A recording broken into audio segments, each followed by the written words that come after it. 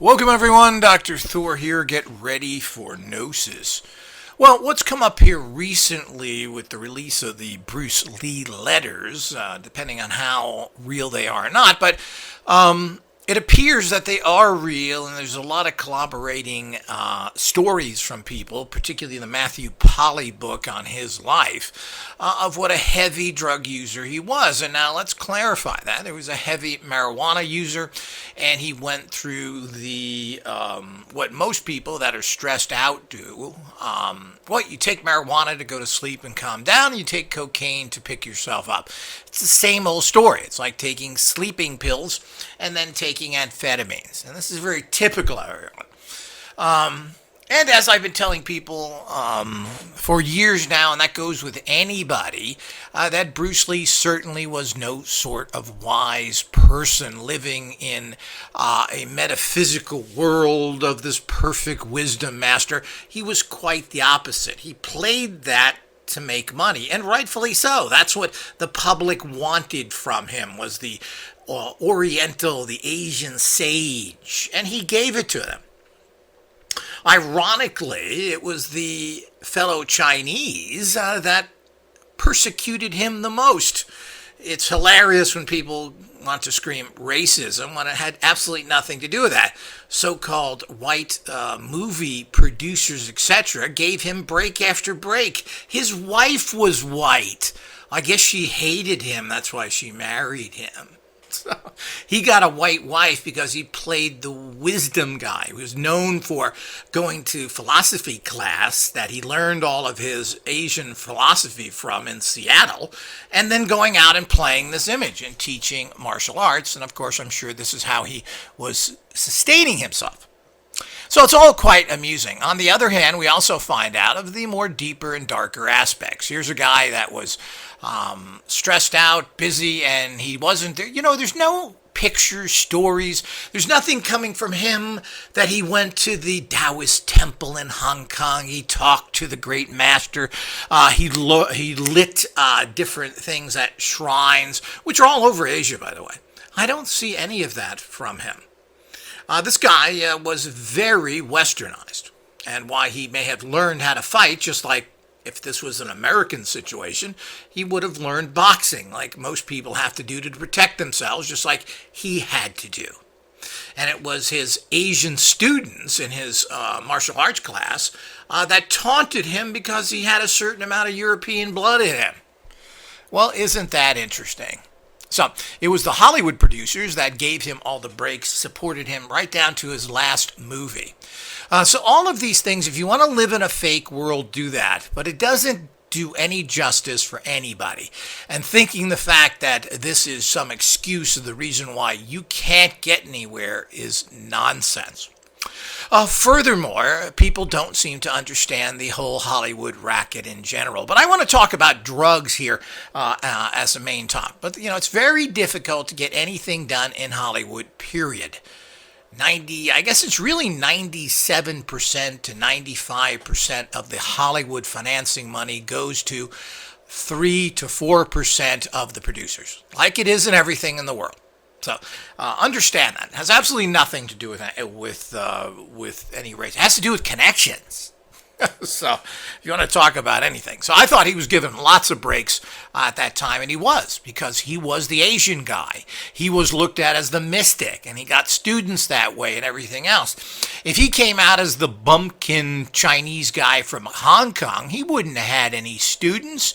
People like Steve McQueen, who was really going in there to learn how to fight, went to him because he was Chinese. James Colburn went to him because he was the mystic. So this is all part and parcel of what's going on. I've seen this exact same racist scenario with white acupuncturists who can't get a lot of business because, what are you doing? You don't know nothing. You ain't Asian. So this is what you run into. So it's amusing. But let's get into the drug issue here. Now, Hollywood, and I think, is over-criticized for its drug use. But it's like so many things. Hollywood has the money to buy drugs. It also has a lot of the connections, being close to Mexico, literally on top of Mexico. Mexico is 2 hours from Hollywood.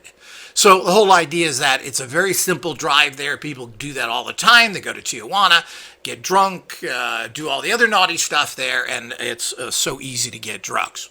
But it's always been easy to get drugs. I don't remember it ever being a problem getting marijuana at any time. Marijuana has been in heavy use since the late 60s and early 70s, and I don't think a single person in America hasn't tried or used marijuana to some degree. Illegally, by the way. I mean, that's how bad the laws are, and that's how bad your police department is, that they cannot actually control these substances. So it was never a problem, and I'm sure everybody can relate to this in high school, that you were able to get marijuana if you wanted it. And it was everywhere. So, and that was because it was such really a goofy little drug. And that's really what marijuana is. Now, it was demonized, and certainly demonized within my family, as the devil's weed. You smoke marijuana to get wasted. It's this devil's drug. And all the stuff that goes while the same person was puffing away on cigarettes and drinking whiskey. So it's the same old story. And of course, there's been a whole conspiracy against marijuana in general, which I won't go into here, but the bottom line is that it's everywhere. Just, people don't understand how wild the 60s, late 60s in particular were, and I'm not sure when this ended. It's hard to say, but there certainly was a lot of drugs and sex and everything else. And the reason why people were into a lot of drugs is because it was a leg spreader. And this is a big reason why marijuana and other drugs caught on. And of course, that's a big deal. So the whole idea is that they were everywhere. People always had it. Everybody was smoking it, and this is something that was used to feel good. And it's a joke now, and has been in Hollywood for about 15, 20 years, where people have come out and openly stated, even from conservatives and everything else. And I'll go into that in a minute with all these Hollywood stars that just think it's hilarious. And how it's abused all the time. Now, if you were to sit around with someone with an open whiskey bottle in front of them, and they were to take that and drink it consistently in front of them, you would probably find that objectionable. That's how. But if someone's taking a tote off the doobie, that's cool, man. And why is it cool? Well, growing up in high school, these were ways to get instant friends. They were also ways of manipulating women, because it's known to be a great aphrodisiac, so to speak. So this was a thing that everybody used, and if you had a marijuana cigarette, you probably had buddies and sex. That's the way it goes. So let's understand what's really going on here in the bigger picture. But the bottom line is that the world sucks. It's hard to relax. It's hard to bring down your barriers and function at a higher level because you have so many problems in life. Maybe you have personal problems. Maybe someone's sick in your family. Maybe you're not well yourself. So basically, all drugs are a disinhibitor. Some of them assist in physical functioning, like cocaine, that hypes you up so you can continue going. When you should be sleeping 8 hours, well, you take cocaine and you're constantly moving. Now, this is very hard on your body. And of course, this probably contributed to Bruce Lee's death, but I think there are many factors here.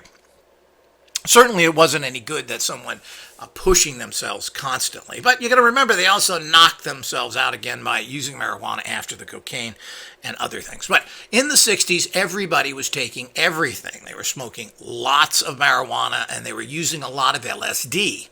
Now, cocaine wasn't as fashionable in the 60s as it is today, but it still was always around because of its great benefit. It made you speedy. So it pushes you when you're exhausted. And what do you have to do all day? Well, you need to work more and more and to get things done. So it is a very functional drug that way. Yet it is very detrimental to your entire system, as all drugs are to a degree, especially if they're abused. So what you need is a disinhibitor. What does alcohol do? Alcohol is a disinhibitor. You drink alcohol and then you say things and do things you probably normally wouldn't. And basically, that's good because of the fact that, you're watching too much, you're being so careful. Why?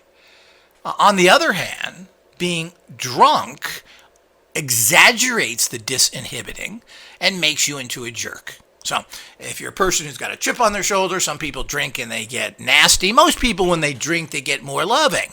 And that can be silly as well. You love everybody, you love this. Well, that's not the real world.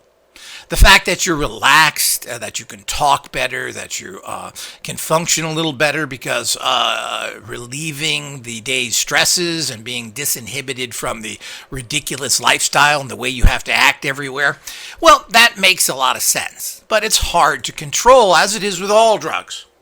Certainly marijuana, whose people are now going the other directions. Oh, it's wonderful for you. It's great for you. It can do nothing but good for you. Well, it's not really true. Inhaling anything into your lungs consistently is not good for you. Now, obviously, the fake cigarettes we have, the tobacco that we know of today, which has hundreds of chemicals in it, it's a poison. It's kind of amusing that this poison would be available on every street corner, in every store, and on machines everywhere for the taking. And it's a known poison. You just don't die fast, you die slow. How nice. And society has to take care of you.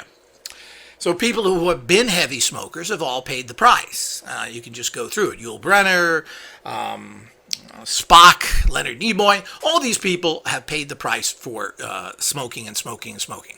And once it gets in your system, even though you stop smoking for 20 years, it tends to kill you anyway. The damage apparently is done.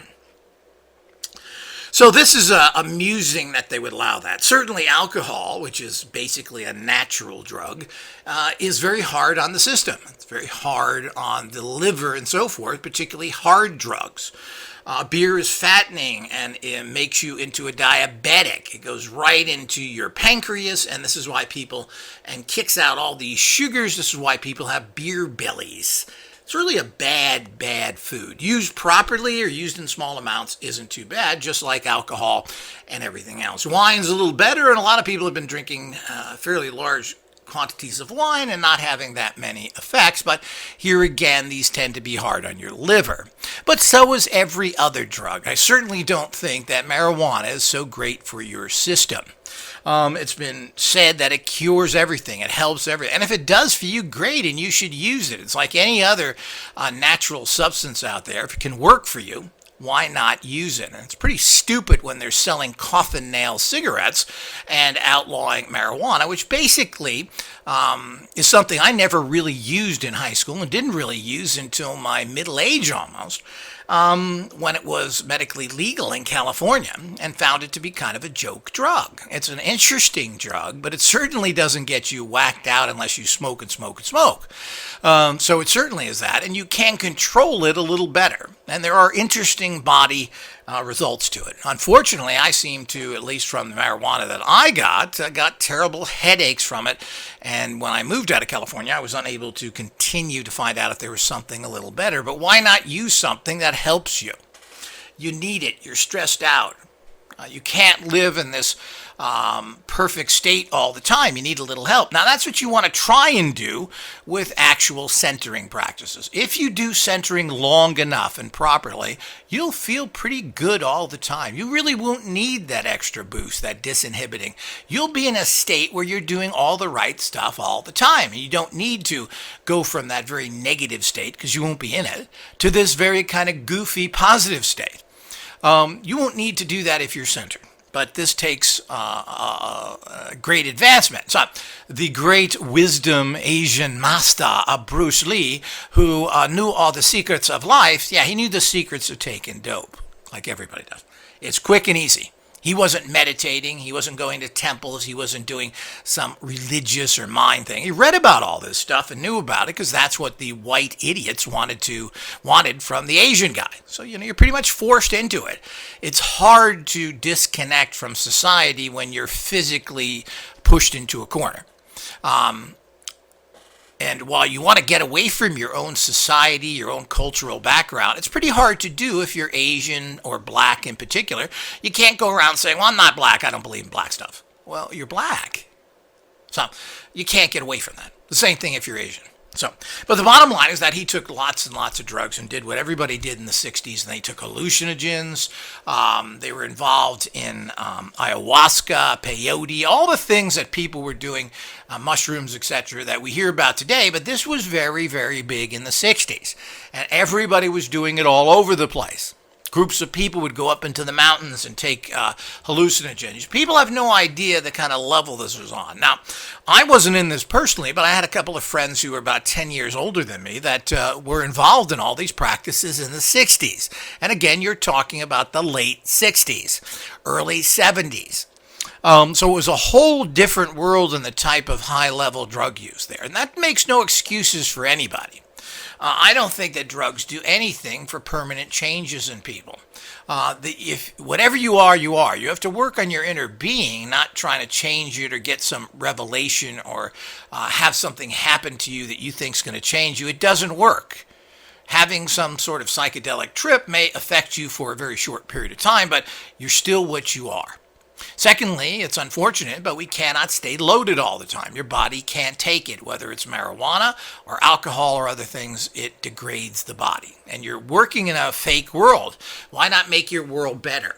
But it amuses me that actors in particular that have pretty much the perfect lifestyle. Let's really face it. It's a tough industry to become popular in, but if you're popular, the world is your oyster. Everybody loves you. Everywhere you go, they want to know you. You get free drinks. You get all sorts of things. Oh, it's you. Let me help you out. These are the people that need the least help that get the most. So if you're an actor, all doors are open to you. We can see this with Shirley MacLaine. Basically, was a nobody. She's an old woman who did some dance movies with quasi-attractive. What did she ever have? But she was meeting with scientists and government leaders, all because she was in Hollywood movies, and quite old ones, by the way. But all the doors were open to her everywhere she went because she was an actress. All she had to do was call somebody up and say, "I'm Shirley MacLaine, can I meet you?" "Oh, I'm the president of France. Yes, Shirley, I'd love to meet you." This is what happens everywhere. And she certainly had nothing to offer anybody. She certainly had nothing profound to say. She was nothing. She made a bunch of what I consider pretty terrible movies that I would never see. I've seen some of it, but I certainly wouldn't go see them again. She wrote a bunch of new agey books that made her rich, and of course that opened further doors from her. But I don't think anybody really read her books. None of these people really cared. But the point is, a lot of people believe in most of this new age stuff to one degree or another. So these are all parts of what people have to understand. So all that was going on, and all this was combined with all sorts of sex and everything else that was going on in the 60s, particularly with the advent of now the birth control pill. So everybody's getting loaded and humping, and that's what they were doing. And this was part of the lifestyle. Now, I've also heard from people that this is what people were doing in the Midwest. And they still were doing this in the Midwest in the 80s and everything else in terms of people getting hopped up on all sorts of drugs. So it's not really confined to big cities or particularly West Coast cities, and people like to attack Los Angeles and Hollywood when it's really just a representation of society. Some of the best and worst is in the, quote, Hollywood area. Millionaires live 2 miles away from tens of thousands of homeless people that are living on the streets. It's just unbelievable. So the contradictions are right, but that is not any different anywhere else in the world. So the fact that Hollywood is a tough place, that it's some job that everybody wants to have, that there's lots of money to be made in it, means that there's all sorts of corruption involved in it. Secondly, stakes are high, so people want to feel better. They want to be more open. They want to be more careless. So they take drugs. So it allows you to accept a lot of things you normally wouldn't, and this is how the slide of corruption happens. But now, of course, as you know, I'm sure I don't really think, I'm not sure what we can say of Bruce Lee's drug use, but certainly it becomes more and more apparent that he was a pretty high user. How much, I don't know. And of course, who was helping him get his drugs? Well, a white guy. So what's new? He couldn't get drugs from his own people in Hong Kong, apparently, or everybody else he knew there. So I find that kind of odd as well.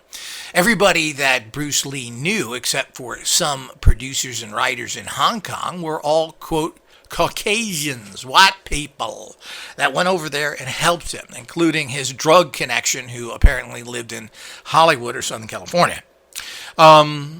So this is all very, very interesting. But let's get back to this drug use and how it is so prevalent. Now, people have been stating this for a long time, and it's a little bit annoying that it's marijuana use is looked at as just a joke. The famous actor Seth Rogen is a total stoner, apparently. They had to pull the panels out of his Warner Brothers Studios office because they stunk of marijuana, because all he did in there was smoke every second he was in there. So he just smoked dope all the time. Of course, it's now legal in California, but I believe he was smoking before it was even legal. But that's not entirely true, because you could get a medical marijuana permit and get marijuana for just about anything. I'm nervous, I don't feel good, I'm not sleeping. Okay, here's your marijuana, because that's what the actual law that passed said you could do with it. So all he does is make jokes about that. All he's done is getting stoned 24/7, and this comes allegedly out of his own mouth. I've heard him say this on interview shows, and I've heard a lot about him in general, of the fact that he's loaded all the time. Another guy who isn't all that well known, but Kevin Smith of the Clerks fame, those little movies and comic books and other things, and he's known for his one-man shows and his big mouth, because he makes a lot of audio commentaries, has done shows where he goes out and talks to colleges and so forth. And all he does is talk about how much he's smoking dope all the time, and how basically he can't function without it. If he's going to go do a talk or he's going to do a stand-up routine, he has to be loaded, because that's when it starts to flow. And he said this in his comedy acts, that as soon as I start smoking, I start talking. Okay, the disinhibiting factor is working. Now, someone used to say, well, I'd take a couple of drinks of whiskey, and of course, that's what people used to do. Whether it was on Hollywood sets or wherever you go, you'd go down to the hotel bar. You'd have a few drinks before you ate. You would have drinks after you ate. So people were doing this with alcohol, which is certainly something you have to be careful with and can be very dangerous, obviously, with all the drunk drivers who have killed people and everything else, obviously. Now, marijuana isn't as bad, but it certainly isn't all that great. If you're stoned on marijuana, I'm not sure how great your perceptions are either. It depends on what it is and what you're doing and whom you are. But as I said, it's just, it's cool. The dude's smoking dope. Isn't that cool? Oh, the guy's drunk on whiskey. You're an idiot. You're a scumbag. What's wrong with you? You're just a stinking alcoholic. Well, the point is there's not much different. Now, alcohol may be much more detrimental to the body, particularly in the long run, if you take a lot of it, with the massive amounts of brain damage and liver problems. But we don't really know what massive amounts of marijuana will do either. There's been a lot of research showing that it does make you stupid. It does affect certain organs. So I'm not sure how great it is for you, but certainly there's nothing wrong with it. And like everything else, there's nothing wrong with drinking if you're doing it right. There's nothing wrong with taking marijuana. These are all kind of natural substances, and they all have their different effects. A lot of people who drink whiskey type things, particularly alcohol that's made in tree energy, which is what oak barrels are, tends to make people more violent. But a lot of people are called beer queers, where you have a few beers and you love everybody. This is not unusual either, so something that should be understood. Other people who claim that they're such great conservatives, or at least in their later life, so that they can be bought off easily. People like Arnold Schwarzenegger and the Sonny Bono. I don't know if people remember Sonny Bono, Cher's husband, I Got You Babe fame. Well, it's interesting that he died in a skiing accident. They found 3 or 4 prescription drugs in his system. All sorts of tranquilizers and other things that he was taking. And this, of course, shows you how smart it makes you. I don't know if there was any marijuana or other things found in him. Probably not. He's another one of those guys that, like Schwarzenegger, Sonny Bono, was picked by the Republican Party and set up to go into politics. They do this all the time. This is all how things work. So he was set up to become mayor of Palm Springs, and then from there became a congressman. And they had this whole thing set up. They moved him down there with his restaurant. He ran his restaurant for 10 years out of there to be established, then became mayor, then became congressman. And of course, after being drugged out and skiing down a mountain and killing himself, they appointed his kind of groupie wife to take over his position, and I guess that's all it takes. And she's been a congressman for that particular Palm Springs area now for over 20 years. And I just don't get what qualifies. That's typical and how stupid people are. But that's the rigged political system. The other one, of course, was Arnold Schwarzenegger, who claims he's this conservative person but lives a very raunchy lifestyle. And has admitted this. And what they all do, just like Sonny Bono is they write a book saying, I did bad stuff when me was a kid. I was a hippy-dippy guy smoking the dope and screwing every my group is. And, oh, okay, yeah, I understand. That's just things people do in their youth. Yeah, but, there's millions of people in prison for doing those things today, yet they didn't get thrown in prison. So it's not just that's the way things are. So there are people in prison right now for marijuana crimes. Now that it's legal, should all be let out, and they should be given money to get back on their feet. So this was the kind of game he played of being Mr. Conservative. When he got older, of course, he was known to cause major problems in Palm Springs, where it was a huge spring break town, because he couldn't control the crowds, and he used to bitch about the fact that the girls were wearing little clothes and all this stuff, because of course they weren't interested in this old little twerp, so he was quite jealous. So he was known for his nasty attitudes for those things as well. But ultimately, he's found to have all these prescription drugs in his system that he shouldn't have had in his system that ultimately made judgment problems, which means that he got caught by one of them jumping trees. Of course, skiing is one of the stupidest sports known to man. So it figures that he'd be involved with it and all the other goofballs that ski. The other guy, of course, was put up by the Republican Party and set up with all sorts of schemes that went on, was Arnold Schwarzenegger, who was pushed into the governorship, pushing out the Democrat. And, of course, the Democrats, we all know, are such little bend-over weak boys, that there was a problem with electricity, and the governor couldn't keep the power on. So, needless to say, people have to vent their anger on somebody, and of course he was too weak to do anything. But of course, Schwarzenegger and his life story, and they all published their life story, stated how he was such a party guy, and I was screwing in group orgies and smoking the dope and all the other things. So this is what he did constantly. And, of course, it was perfectly fine for him. I mean, this is a very low-class individual, a very typical Austrian. They're very low-class, kind of like Appalachian hillbillies. So, I mean, that's what Schwarzenegger was. So he admitted to all that. And then, of course, being everybody's always looking for the populist man. And so you reject the politicians because they never seem to do anything that is for the people. So when you see a guy like this, you say, but he was put up. The whole thing was he made sure he married a influential politician, Maria Shriver, connected to the Kennedys, while he's a right-wing Republican. There's something really sick going on there, if you think about it. Why she would have children with this guy. It goes against really everything you would think she'd be. But apparently she likes the bodybuilders, the big muscle guys really turn me on. So I don't know what's going on there with Skeletor, that she is known as, because she's one of these outrageously thin people. And apparently, particularly his daughter, turned out to be a right-wing conservative born-again Christian who's not even going to have sex until she gets married. This kind of fake world. While Daddy was screwing everything, including all the maids in the house and a few other holes he found in the apartment. So the whole idea is that all these things was going on. So the point is that he did all that. And I saw Schwarzenegger on, I believe it was Jimmy Kimmel, or I'm not sure, one of those late night talk shows where they talked about marijuana, which of course someone else came in. So he went and took the California economy, did exactly what George Bush told him to, made a lot of very rich people richer. He did straight Republican politics while stealing from everybody else. He bankrupted the state because he cut taxes for the rich, and of course you have to cut taxes.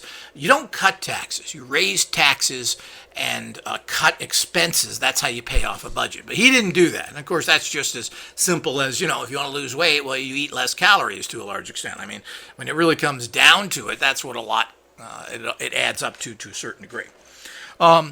So he was put in there and he admitted to all this stuff. And I knew people that knew him, particularly during bodybuilding days, etc. And they alleged to me that they went to this special chemist who I had some contact with and trying to find things that he could take that would be undetectable in tests for bodybuilding. So it shows you the kind of person he was. So supposedly they came up with certain things that if they tested your blood, it wouldn't come out to show that you had these hormones. Here's this giant guy, but most people have always taken these kind of steroids and other things to build muscles. This is the way it goes, and even if you're a professional bodybuilder, they all want that edge. So that's what was alleged to me that he was doing. I don't doubt that one iota. I mean, he's certainly not a guy that has any kind of moral compass. He's a guy that does whatever it takes to work, and always has done that. So he's tries to play as this populist, nice guy, let's do good things. Well, it's really not. He did exactly what the Republicans told him so he could seize power, and he had grandiose designs. He thought the Republicans would come out, and probably they even told him that, once you're governor, we're going to overturn this thing that requires you to be born in America, and we're going to run you for president. So I'm sure that was discussed, and he discussed it himself, thinking that this would happen. Of course, it didn't happen. And it will never happen, probably. So who knows? So the bottom line is that that's the way all these things go, and that's the reality of it. Schwarzenegger has got a very bad heart, and apparently is strong enough to overcome the many surgeries he has, but he's not in very good shape. So it's not going to be able to. So picking up here. His lifespan ain't going to be too long. But the point is that's exactly what they've done. So all of these people have taken drugs, smoking a lot of marijuana, did all these drug enhancement things to work better in terms of having bigger muscles. Certainly Sonny Bono was this. So the point is everybody's taking drugs. And I think everybody goes through a certain phase of this, particularly if you're an American, because prescription drugs are pretty easy to get. So you're taking you're taking sleeping pills, you're taking Xanax type things, central nervous systems. All of these things are nice and helpful, but they're all extremely addictive. Xanax is extremely addictive and is a difficult thing to get off of. And it doesn't do that much for you. You get minor results from it, and then you get very addicted to it. And of course, a lot of people are taking sleeping pills, and there's been a lot of people taking sleeping pills who've done some pretty wild things. They don't remember what they did. They drive around. I forget what Hollywood star had this same kind of problem.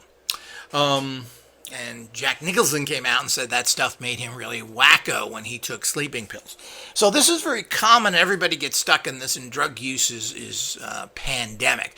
So pretty much everybody is using some sort. And what are other drugs that you don't think are drugs? Sugar, fat, religion. These are all things. Caffeine. Caffeine's a horrible addictive drug. So anybody who uses caffeine on a daily basis, well, don't use it on one day, and you'll find out how depressed you get, how tired you get. I've noticed this particularly myself, that caffeine, if you don't take the caffeine you're used to, you have problems. You have to get off of that stuff. It's nice to get that little boost. It clarifies you, all the things that we love about caffeine. It's a drug, and a serious one. Nicotine, we all know how toxic cigarettes are. And of course, natural tobacco is a whole nother story. And of course, natural tobacco, there were very few Native American Indians that ever had lung cancer. This is something new. But the bottom line is it's still a very toxic and dangerous drug, natural tobacco. So all of these things are part what everybody does. So I don't know anybody that's not using this or has some sort of crutch. Sex is another drug. Celibacy is a drug. So the whole idea is these are all these things that people do to change their reality. And it's unfortunate because you can't really maintain these altered states of consciousness very long, or you have to be stoned all the time. And that's, of course, what you can do with marijuana, because marijuana you can smoke all the time. And most people that I knew that were addicted to marijuana, like all these people I've just talked about, smoke it 24/7. The famous Terence McKenna, who thought that he talked to the animals, communicated with the vegetation, had these ayahuasca and mushroom ventures. Apparently, it wasn't enough. He didn't get anything out of it. He smoked marijuana 24/7. He was loaded all the time. That is not a high state of consciousness. So, and certainly not the answer. If you have to constantly be using substances, which should be used moderately daily, very little, and even not even daily, maybe several times a week, is something to assist you, but it shouldn't be the end all and be all. So all these spiritual people that claim they're spiritual, like Bruce Lee, Terence McKenna, are using drugs all the time. So they've lost the understanding of that. Secondly, it's no longer a special experiment or experience. So the point is you're not getting out of it what you got out of it before. It becomes a normal routine, and then you have taken it down to the lowest possible level, which is terrible. So the whole idea is that people are doing this all the time. And now, because marijuana has been accepted as legal in almost every United States for medical purposes, and now is becoming recreationally used. But you got to remember, the rest of the world, it ain't. There's very few places in the world where it's legal. People talk about the Netherlands and Holland. It's not legal there. It's only just ignored. That's very typical of the European mentality. So it is not. So as we understand all that, we need to look at the world the way it is. So if you're using things consistently, you ain't making it right. It's a shortcut. It's easy, but it's not going to gain you large results. I've never known anybody to have any great intelligence that uses any of this. Matter of fact, all of these people are pretty bad. Terence McKenna was a CIA agent, didn't believe in extraterrestrials, thought that crop circles were made by drunk pub goers. I mean, this guy was one of the lowest level morons there was. He spouted the hippie philosophy, don't join the system, man. Well, I mean, this stuff is kindergarten. But of course, he's talking to kindergartners, which is why he has some popularity. And of course, let's get stoned, man. It's not just philosophy, we live it. No, it's drugs. And there's a big difference. And, all the people I've met who use these drugs consistently are still the same. They haven't evolved because of them. And if anything, they've de-evolved. They're not good people, and they never will be. The whole idea is that using any kind of drugs consistently is a problem, even if they're prescription drugs. So the point that Sonny Bono, who had a perfect life almost, had to be constantly taking sedatives shows that he was an unhappy person. And this is what we run into. So all of these people had these problems. So, Schwarzenegger, of course, didn't push the people's platform of getting marijuana passed. It took quite, I think, 10 or so years after he left office before marijuana got legalized. It could be even 20 years. He cowardlessly said that it doesn't really matter because federal law oversees state law. Well, that's a very Republican statement because there's lots of states do things against federal law and push their states' rights. But, that's very typical of this kind of moron who really didn't know anything. But he got what he wanted out of it, and that was the whole game that was played, and he got what the Republicans gave him. It was a total stage. And then tried to come off as a populist candidate when he really wasn't. So all of that means the fact that you have to get out there and do things that, if you're centering yourself consistently and recalling positive energies, and you are going to feel better and stay stabilized. And you really don't need disinhibitors. You'll be able to function at a high level without all these things. And it does take practice and discipline. That's what you have to do. And of course, nobody wants to do that. It's so much easier than sitting down, putting some music on, putting some lights on, and trying to breathe deep. It's so easy, just, hey, smoke a da dope, drink a da drink, and you're done. So that's how life is, but you're not going to get the long-term results there, and it's not going to help you. It's going to become a crutch, and if you take too much of it, it's going to physically hurt you. No drugs are good for your system consistently. It doesn't matter how, quote, natural they are. Hemlock is natural. You take that, it kills you. So the whole idea is it's ridiculous to think that. So it's also ridiculous to classify certain herbals and natural drugs as demonic because of society who is pushing so many things. Marijuana is tied into a whole bunch of stuff, a reason why, right down to the nylon industry, because hemp, which is a fantastic cross product of marijuana, can be used for so much. But, the oil companies pushed hemp out and then demonized it. They found a way to make it demonized. So these are all the things that go on, and it's not really surprising, but certainly all this drug use is nothing new. It's common, and everyone uses one drug or another, even if it's religion. I mean, I see these religious people for years, and all they're doing is going to church and doing it. Well, what is that doing for you? Again, these people tend to be the lowest scum on the planet, who act like they're so Christian-like when they are pretty much very low-level people. So that doesn't do anything for you, but they get off on it. It creates an entire state of consciousness for them that they get high on. And this goes for any practice you're doing consistently. Runners do this, because you produce a lot of chemicals when you work out, and you get hooked on running. And people run all the time. It's releasing all these brain chemicals, and it makes you feel good. So these are all the things that happen, and that seems to be part of the human reality, the human consciousness that constantly wants to shift its consciousness away from boredom, commonness, into whatever level they can get into. Particularly, you are a joy machine. Your whole consciousness is seeking joy all the time. So you're going to keep doing things that are repetitive that produce joy. Eating fats, eating salts, eating sugars, sexuality. All this create these energies within you that make you feel better. So that's how you operate. That's how the human condition operates, and it's sad but true.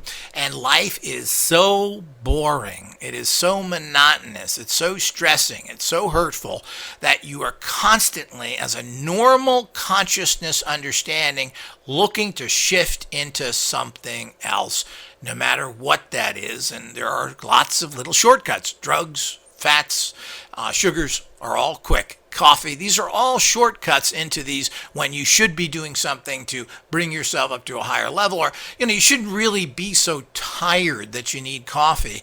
You should have been able to take a break then, to not do that until you feel better.